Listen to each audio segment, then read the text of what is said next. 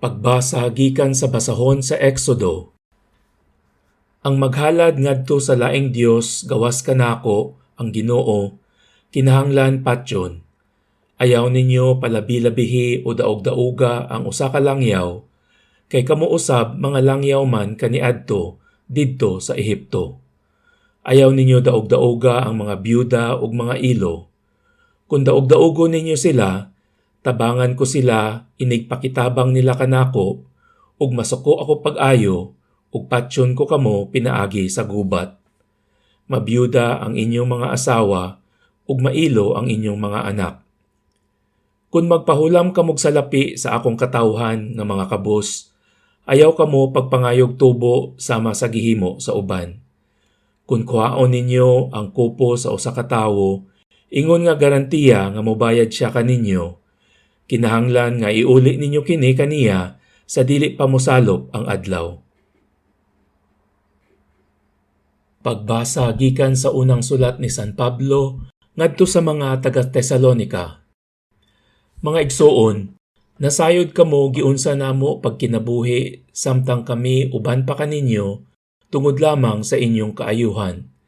Giawat ninyo kami ug ang Ginoo ug bisag nagantos kamo pag-ayo gumikan sa inyong pagdawat sa mensahe, nalipay lang gihapon kamo sa kalipay nga gikan sa Espiritu Santo. Tungod niini nahimo kamong panig-ingnan sa tanang magtotoo sa Macedonia ug sa Gresya. Kay pinaagi kaninyo ang mensahe may tungod sa Ginoo mikaylap sa Macedonia ug sa Gresya. Mikaylap usab sa tanang dapit ang balita mahitungod sa inyong pagtuo sa Dios. Busa wala na'y kinahanglan nga amo pa kining isulti, kay sila mismo nagbalita giunsa ninyo kami pagdawat sa among pagduaw kaninyo, ug nga mibiya kamo sa mga Dios aron pag-alagad sa matuod ug buhi nga Dios.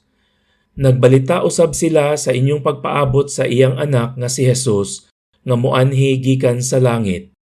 Gibanhaw siya sa Dios ug siya maoy magluwas kanato sa umaabot nga kasuko sa Dios. Pagbasa gikan sa Ebanghelyo sumala ni San Mateo. Sa pagkadungog sa mga Pariseyo nga ang mga Saduseyo gilupig ni Jesus sa katarungan, nagpanon sila sa pagduol kaniya ug unya usa kanila nga magtutudlo sa balaod, misulay pagbitik kaniya pinaagig pangutana. Magtutudlo nangutana siya, unsa man ang labing dakong sugo sa balaod? Si Jesus mitubag, higugmaa ang Ginoo nga imong Dios sa tibuok mong kasing-kasing, sa tibuok mong kalag, ug sa tibuok mong hunahuna. Kini ang labing dako ug ang labing importanteng sugo.